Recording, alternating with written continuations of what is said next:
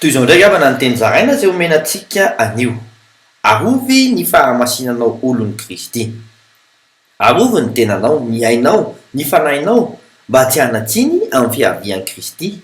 Araka ny voasoratra amin'ny Tesalonanina voalohany toko 5:17 amin'ny anaran'i Jesosy hoe: ary Andriamanitry ny fiadanina anie anamasina anareo samy ho tanteraka, ka aoka arovana avokoa ny fanahinareo sy ny ainareo ary ny tenanareo ho tanteraka ka tsy hanatsiny amin'ny fiavian'i Jesosy Kristy tompontsika.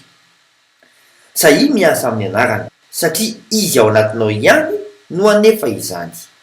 Araka ny voasoratra amin'ny Tesalonanina voalohany toko 5:17 amin'ny anaran'i Jesosy hoe: mahatoky izay miantso anareo sady izy ihany no anefa izany.